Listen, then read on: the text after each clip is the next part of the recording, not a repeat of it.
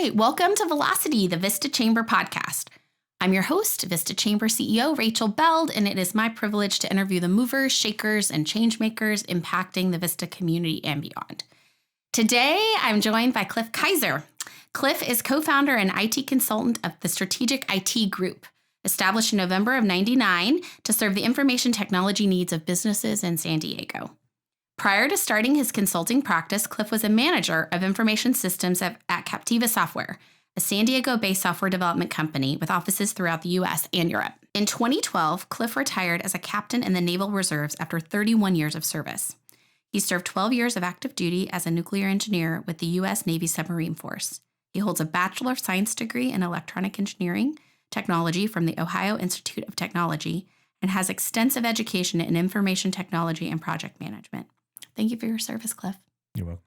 Cliff has also served on the Vista Chamber Board of Directors in the past and was also chairman of the board as well. So welcome. So thank you. Glad to be here. You mentioned I joined in '99 or started the business in '99 and joined the chamber in 2004 as an engineer by training. It took me a while to figure out some of the business sense that it requires to run a small business. So I'm glad I joined the chamber and then came up to speed a little better. Yeah, thank you. Yeah, I want to ask you about some of your chamber involvement here in a bit. But first, I want to find out, how did your interest in IT begin?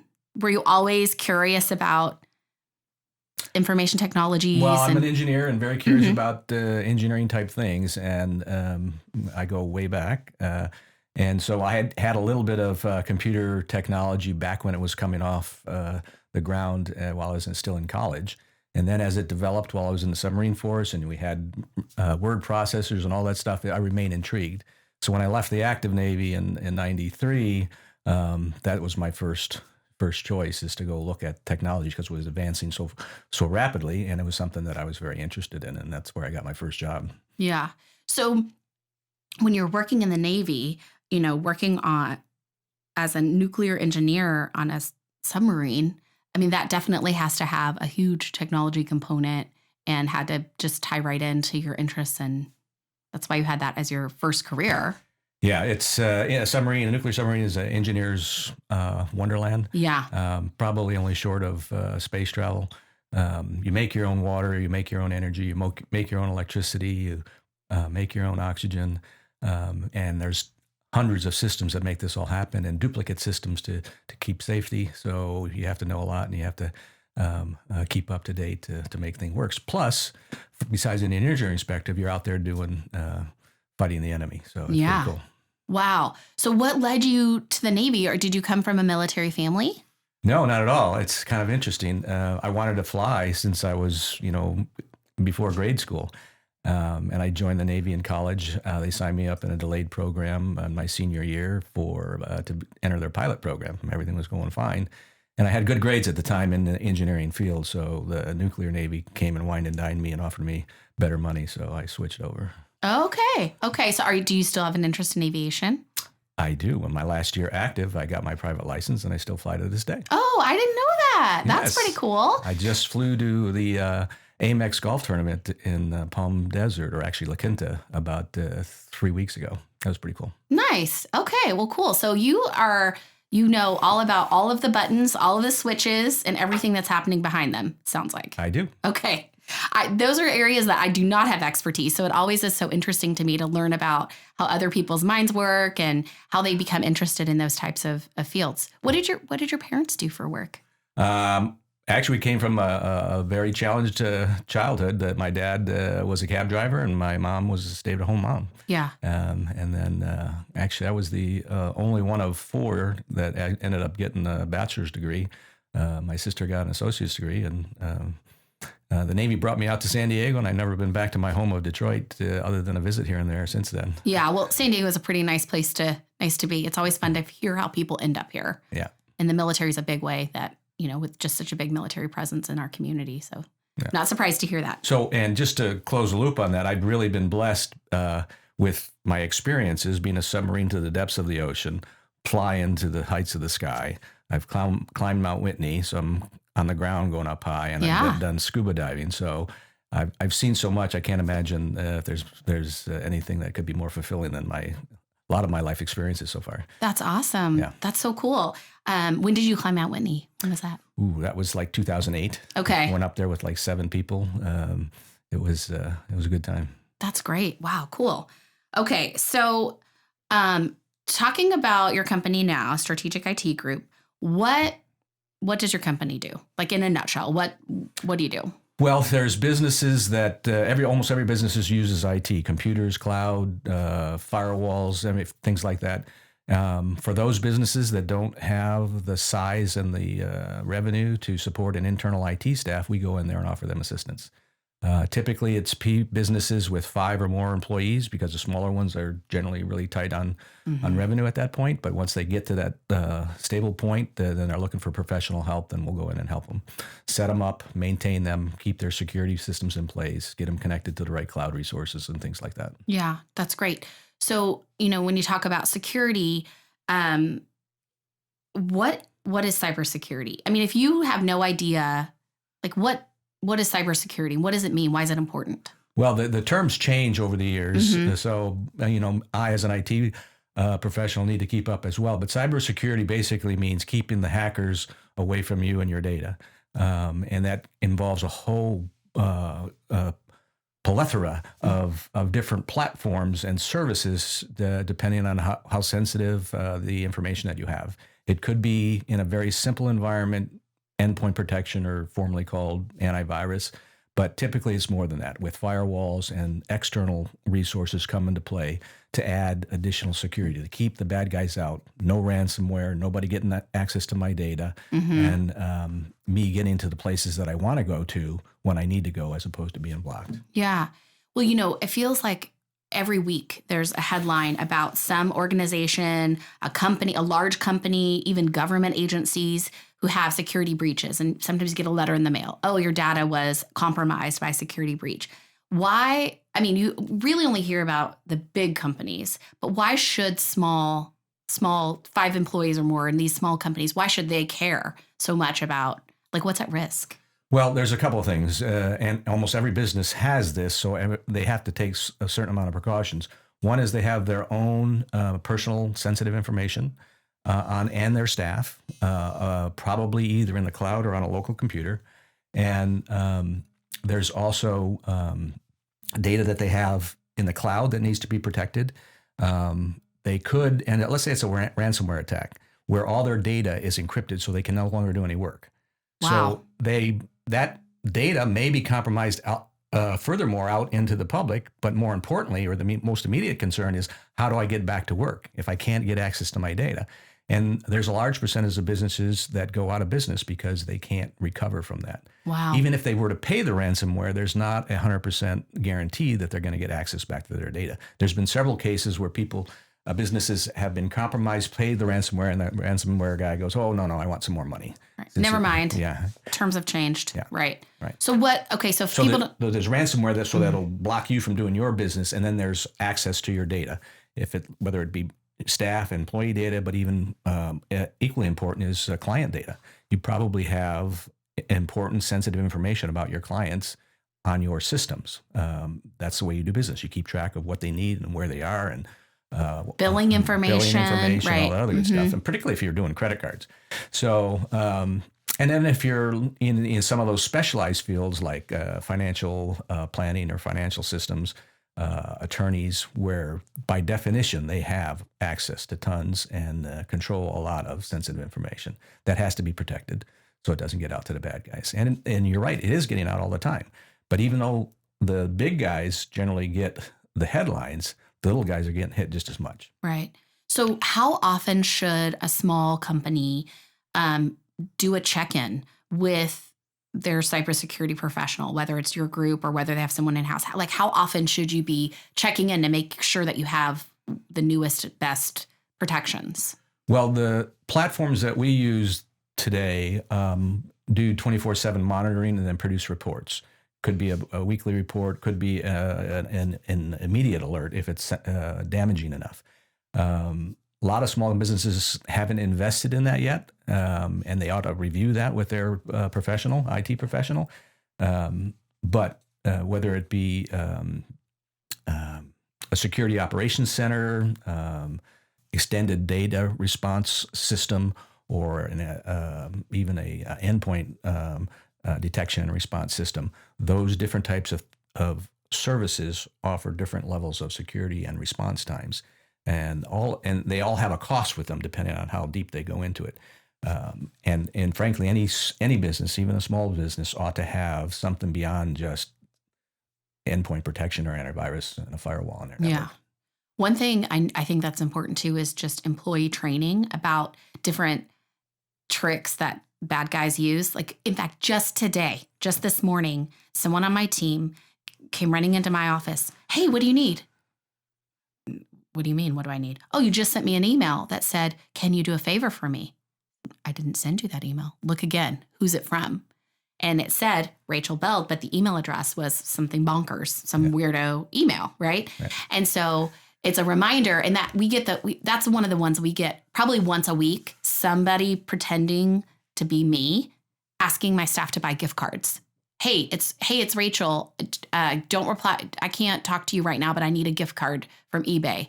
I said, you guys, I'm never going to need a gift card from eBay. Like, never, ever. I'm never going to ask you to do that. I'm never going to tell you can't ask me questions. So that's like once a week we get an email like that. And so it's just a staff training thing. And that's such a small, tiny, like not even the tip of the iceberg. It's like the tiniest little thing of like ways that people try to trick you. Right. And there are actually training platforms out there now, and we support them as well, that'll offer periodic short 5-10 minute videos of training on all those little things that people are seeing getting attacked by. And I think for the most part, a lot of people have come up to speed. And the key parts, for example, in email is don't open up any attachments unless you know who they're coming from and are expecting them. That's two key points. Right. Who is it coming from? And it's more than just what appears in the send line or the from line, and that you're expecting it. You know, I might know Joe Blow sending me an email from time to time, but if I'm not expecting that, I'm not opening that attachment until I understand why or what it's all about. Right, like something that says invoice. Well, you're not expecting an invoice from someone. Check with them before you open it. You know, it's interesting. So when you talk about these training things, so I worked in local government prior to my time at the chamber, and I worked for an agency, and there was a pretty robust training around phishing scams and things like that. We had to take all these trainings. And I happened to manage a general inbox, like a general community inbox for the city manager's department at a time. And we got an email, and I was on the phone, and I was like going through these emails, and there was an email that said something like a headline that I was like, oh my goodness. And I clicked it, and it got me. And then a pop-up came up and said, you clicked the bad email. Now you have to take a training. I was like, oh man, I have to take a training. But they got me that one time. And in hindsight, if I hadn't been distracted to also on the phone at the same time, I would have thought, oh wait, this is a weird email. Why am I clicking this? So there's lots of ways that people will try to trick you. But the ransomware stuff, that's really scary. For people who don't know what ransomware is, can you just explain that really quickly? So it's a couple of step process. One, they get access to your data. Okay. And then they encrypt it so that nobody can see it without the decryption key, which only they hold. Okay. So that basically puts you out of business. And it doesn't necessarily attack all the files on a system. You're still going to be able to boot up your computer in most cases, but any kind of documents such as Word, Excel, PDF, text files, things like that, maybe even QuickBooks files, are going to be encrypted so that you cannot access them anymore. So now that you can't access them, then you can't do business. And the best way to address that is to wipe that system out and restore clean from a backup. Don't even deal with the ransomware people. You might have a little bit of time delay in terms of data loss. Let's say you're doing a daily backup and it's the middle of the day when it happens. Or if you're on a instantaneous backup, then it would be even better. To get you back up, there's still going to be some downtime. So you still got to try to be protected over that. And those systems that I mentioned earlier with the SOC and the XDR and things like that, the extended data detection and response, those help prevent the ransomware guy from getting in the first place. Nothing's 100%, but it helps a lot more than not having either of those systems. It's scary to think about. And especially for someone like me, I have a degree in marketing. And so I have, different areas of expertise. This is not something, that's why we work with your group and bring in experts who can advise us about these things, because there's just so much information and it moves very quickly. It seems like like you say, bad guys, like they're doing this and now they're doing a different thing. And it's a lot to keep up with. So if a small business out there doesn't have an IT person that they're working with, or they don't know what they're doing, what is the absolute first thing, like the basic number one thing they should do? Do you have any advice? I think they're still going to need to consult with somebody. Maybe it doesn't have to be a paid professional, but somebody with some expertise in the field. But certainly endpoint protection, and again, past time is called antivirus.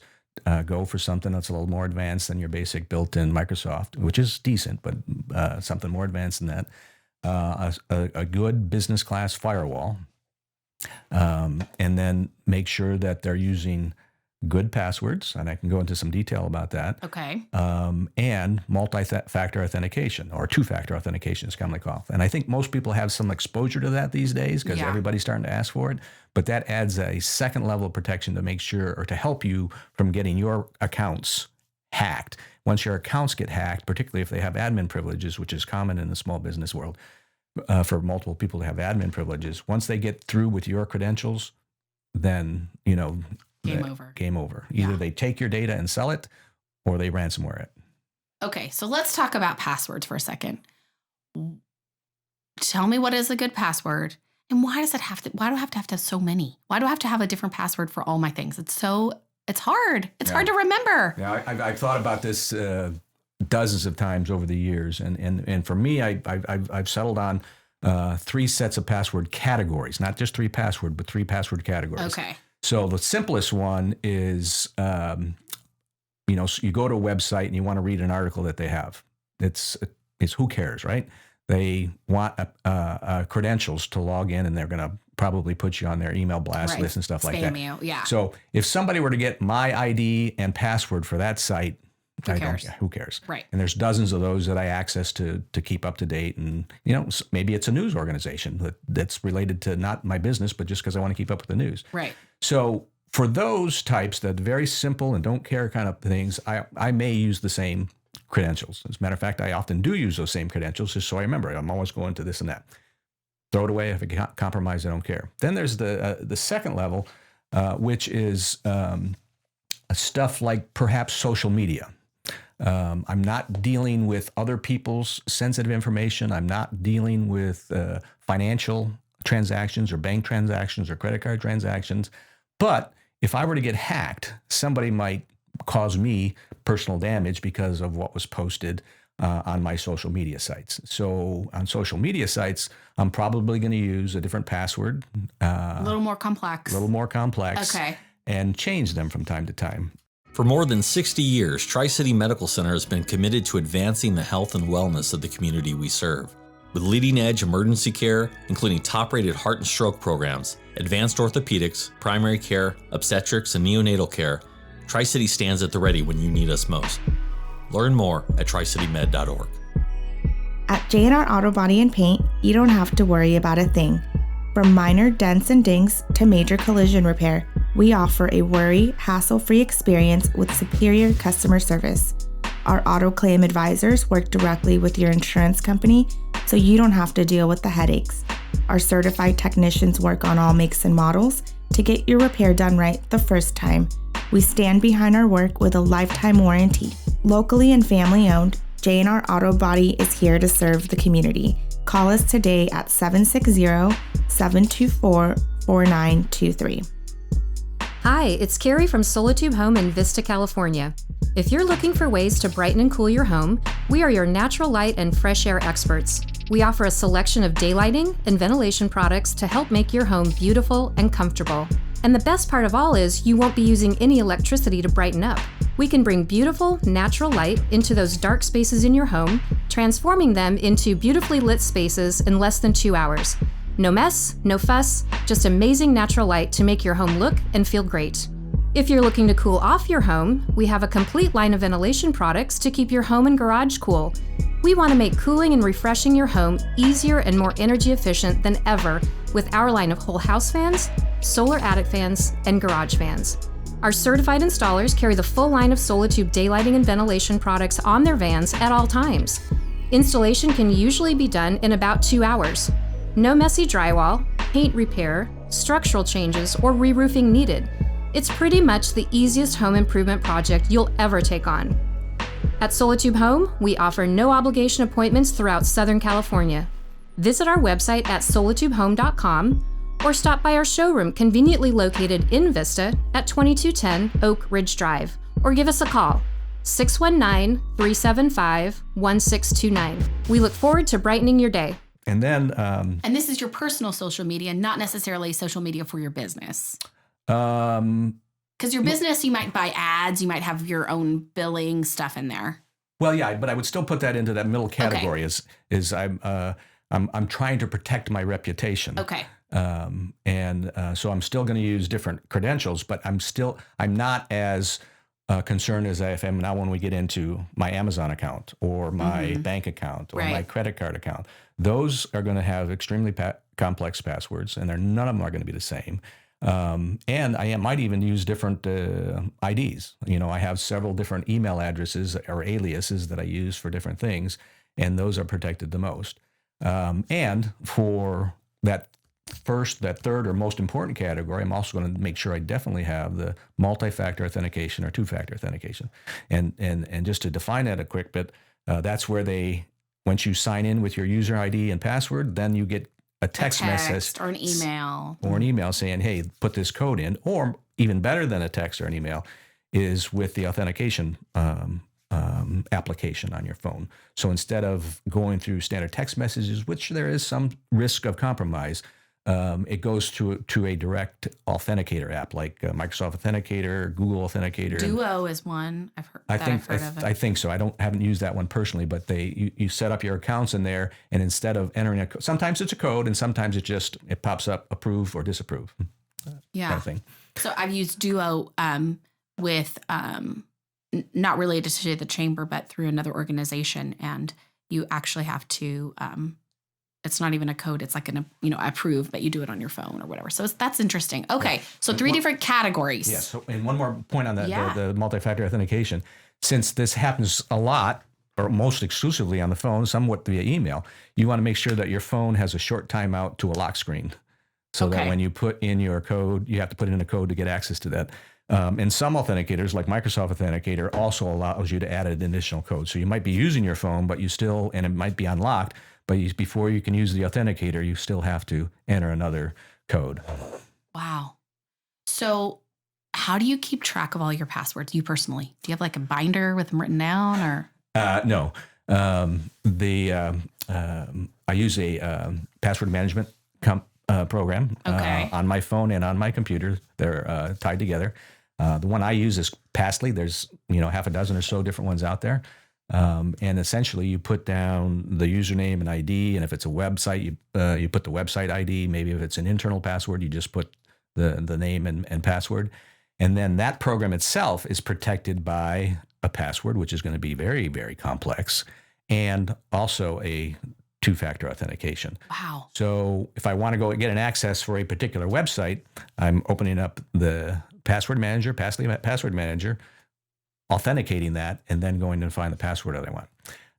And since we talked about password managers, many may have heard in the news in the last 6 or 9 months that one password manager, LastPass, has been compromised 2 times. That's my fear about using those, is that they can get hacked. It is. It's the keys to the kingdom. Dang. And so, although in general I still recommend them and I use them, like I said, Passly, I would not use LastPass at this point until I don't know if they're going to be around because of those 2 compromises. Wow. So wouldn't you think, how there's kind of a joke that the cleanest restaurant in town is the one that just got dinged by the health department? Do you think that companies like that, if they have a breach, that they're really then they're the safest because they've locked it all down? Or is that not really true? Well, they certainly have spent a lot of attention trying to get that fixed. They have to do that by definition to recoup their reputation and to continue in business. But the fact of the matter is the data has already been compromised. So not only did the hackers get access to IDs and passwords which is bad, or got into the system, which is bad enough, those IDs and passwords go out to other systems. There's no way of pulling that stuff back unless they go out. Each of the people that have been compromised go out and change every single username and password. Wow. Well, at least the password. Yeah. And people may or may not do that. If they have to be notified, then they have to take the effort to do it. And I think a lot of people really just don't understand how serious it is for people to have your data. I mean, it's kind of scary to think about the kinds of things that. It is. I was at a networking group, last year, and right after some compromise or something like that, and we were talking about that, and one of the guys goes, "This really scares me." And he goes, "What do you think, Cliff?" And he goes, "Scares the hell out of me too." And I do this for a living. Yeah. The difference is that I'm supporting a bunch of clients. So if if there's a hole somewhere that gets compromised, oh God. Yeah. So I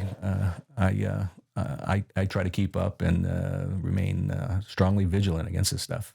Is there a standard practice or a best practice regarding amount of your budget you should allocate to like cybersecurity or IT resources? Is there some sort of best practice or metric around that?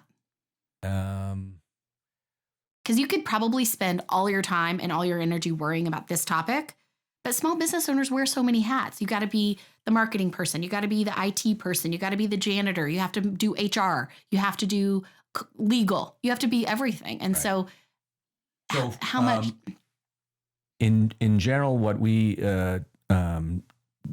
target or a ballpark to our clients on initial visits is it's going to cost anywhere between $75 and $125 per user or endpoint to give them basic support and the cybersecurity tools that they need and that we monitor. And then they get alerted to if there's issues.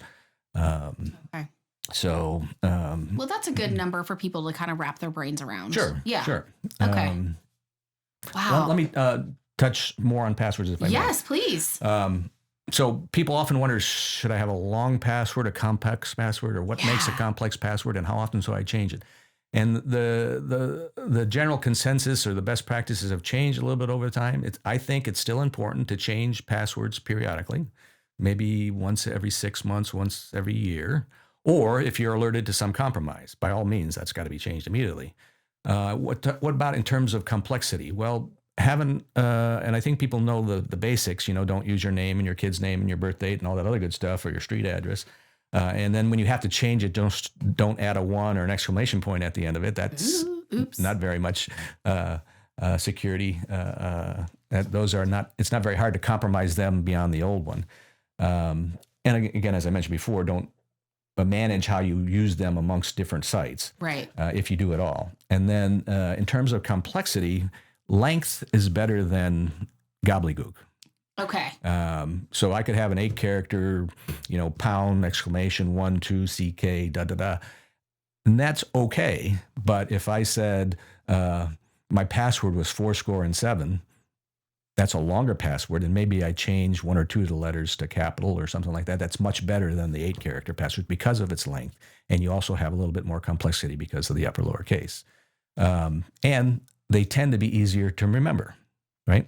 Now, that being said, if you use a password manager, it takes a little bit more time to go through and log in to some of the sites, but you can use an automatically generated password provided by the password manager, and it could be all that gobbledygook nonsense, but it's okay because it's locked away in your password manager, and you have to open it up and go through a process to open that up and look at it, and then it's going to take you a second or two to enter all that stuff. Yeah. Somebody gave me advice once, and to do like a sentence almost, like a sentence that would make sense to you.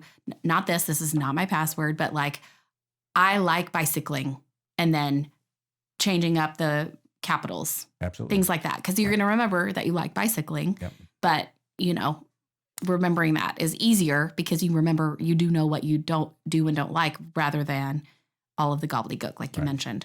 And, I think people also realize, or at least they should, that everybody has tried and people still use the @ sign for A and the 3 for E and the 1 for L. $sign for S. $sign for S. don't do that, or don't do that exclusively. That's not going to really make the password all that much more complex. And so, why is it that I go in, I'm on a website, I enter my name or my user ID, I enter my password, and it says incorrect password. Then you do it again, it says incorrect password. Then you say, okay, I'll change my password. And then you type in exactly what you typed in, and it says, can't be the same password. I just did that. That is exactly what I typed in. Am I the only one who has that experience? No, I've had that What's before. up with that? I've had that before too. And sometimes when I've done that, I've realized that it's because I did change the password. So when I went to enter the the new password, it's the one that was 2 passwords ago. I think there's some glitches in somebody's system sometimes, but that's the case that I found on my case a couple of times. And so the defense people that are saying you can't use the old passwords, well, they might have a setting that says you can't use the last 6 passwords, last 7 passwords. So you're saying it's user error? Yes, most time. Man, I was hoping that there wasn't the case. Okay, so let's see. Okay, so I want to ask you about the chamber, about your experience with the chamber. So you served on the board in the past. You served as past chairman. Why do you think it's important to be involved with the chamber? You're coming up on almost 20 years of chamber membership. Obviously, it's been valuable for you. Why do you think chamber membership is important? Is there anything that sticks out to you? In my type of business, a small business of 2 to 3 or 4 people at any given time, we want to gather new clients. And one of the best ways of doing that is interacting with the community. And that's one of the primary things that I joined the chamber for, because they offer that opportunity. Larger businesses have different goals. Right, of course. Like Tri-City Medical, they have a different goal of joining the chamber. But for the small businesses, I think one of the large things is networking. And the chamber provides a lot of networking, lunch mob, mixers, and committees, joining committees that help out other parts of the chamber's efforts, like ambassadors. You can do networking within those committees. Right. And I particularly like the Government Affairs Committee. I do networking there, but I also like to keep up with Vista politics in the politics in our region. And there's a lot going on. And there's a lot going on, particularly now after this most recent election. Primarily it gives me the networking opportunity, and occasionally I advertise in the magazine. I think that print advertising is helpful from time to time. And just most recently, I sponsored a table at the State of the Community here at the Vista Chamber hosted, and that was a wonderful opportunity for me and the people at my chamber or at my table, and others that we were able to interact with. Some we haven't seen in quite some time. That was a good event. It was fun, if I do say so myself. I do. It was a good one. Yeah, thank you for being there, and thanks for sponsoring a table. So I know I kind of put you on the spot to just give me a little chamber commercial, but it's, there are, the chamber, we're celebrating our 100th birthday this year. And I think it's important to check in with members, especially those who've been around for a while, because the organization, just like a business, we evolve, we change, we grow, particularly after COVID. Like, a lot of things have changed. And so it's important to check in with our longtime members and ask, why? Why is the chamber membership valuable to you? And are we still providing those things? And are those things still important to you? So I appreciate you answering my question about that. Yeah. And I'll do a little brag here. Back when I was chair of the chamber, when your predecessor was the CEO. Yes. Late 2000s timeframe, it was him and I that were the instigators to create the Strawberry Festival. Yes, I know. Which has become the great annual festival that it is today. And it's I love awesome. that. Yeah. Yes, thank you. The Strawberry Festival, I was on city staff at that time. Yeah. So I remember some of those early meetings, okay, what kinds of events, what kinds of things are going to happen. So doesn't it feel so cool to see things like that you got to help start, keep it going, and absolutely. And that it's grown, it's huge now. Yeah. It's just like a beast. the Strawberry 5K run. Yeah. That's part of that. That was all part of that initial planning too. We got to have this in here. Yeah. That's awesome. Thank you for all of your contributions. I really appreciate it. Okay. Is there anything else that you want to share about Strategic IT Group, about yourself, or anything else that we didn't touch on today that you think would be important to share? Well, I might repeat myself a little bit, but we're here serving the San Diego community. We do a lot of our work remotely because of the tools that are available to us now, but we still go visit our clients as needed for initial setup of their office, their network, their printers, their computers. And we work with other IT firms to manage overload sometimes. So I have 2 part-time people working for me, and I have another full-time IT consultant that I work with extensively. We cover for each other. So we can service a lot of companies, 365 days a year. That's great. To keep their network systems. And, our tagline has been for the longest time, make technology work for your business. And the point is, you're in business to run your business. You're trying to get to your bottom line. Let us manage the technology to keep it out of your way so you don't have to think about it. I love it. That's great. Like I said, business owners are wearing a lot of hats, Yeah. and you only have, if your goal is to make this XYZ widget, that's your focus. That's your expertise. And if you don't have expertise in IT or these other areas, look to a chamber member partner to help you round out your team. That's the best way to be successful. Okay. So at the end of every interview, I always ask my guests some rapid fire questions. Are you ready? I'm ready. Okay. Tell me a book that you think everyone should read. The one that comes to mind, because I don't read nonfiction that often. I'm sorry, I don't read fiction that often. And I read this many years ago when it first came out, and that was The Hunt for Red October. Being a submariner, had a natural interest for that. I'm not sure how much others would have, but it was still a very good read. The author was very good in making it flow. And just in general, I find that when I do read a book, it's so much better than the movie. Even though I enjoy being entertained by movies, the books add so much more detail and make it so much rewarding. So I'm going to stick with Hunt for Red October. I love it. That's a great one. And it's interesting because you mentioned books that go to movies. Anytime I read the book and then see the movie, I always enjoy the book way more. And I think it's because our own minds, we can paint the picture of the book in our mind the way that connects with us the best. And so when someone else's interpretation of it doesn't quite fit our expectation, maybe, and even a movie like The Hunt for Red October is a great movie, great movie. But I haven't read the book, so maybe I'll have to put that on my list. So thanks for the recommendation. Okay, all right. So I feel like, Cliff, you and I have known each other a long time. But I have to say, I don't know anything about your musical taste. So I'm interested to know a song that really resonates with you, a song you love. You got to turn it up. I don't know. I don't really see you singing. I don't really see you as a sing along really loud in the car kind of guy, but I'm curious. What's a song you love? Born in the 60s, I like a lot of the 80s music. Okay. And a lot of the pop music in general, I guess. But the song that pops in my mind, because I had a personal experience in the lyrics with this, and that's the Living Years by Mike and the Mechanics. And I think that any young person that could listen to that, or any person, that doesn't have to be young, listen to that and reflect on the importance of the people around them, and make sure that they don't lose sight of that important connection. Yeah, that's great advice, and it's a great song. That's a song. It gets me in the feels when I hear it, for sure. Okay, tell me something that inspires you. Success of my clients or people that I know. I have a hacker golfer, and when I go out on the golf course and one of my buddies, shoots a long birdie putt, I'm gonna go for it. Good job, nice. Even though he may win the round and I lose it. Or my daughter, she gets her letter in softball, or goes to USD, or a business associate has a success. They closed some big deal. I'm inspired by seeing success, whether it's mine or others. It just raises my spirits. Yeah.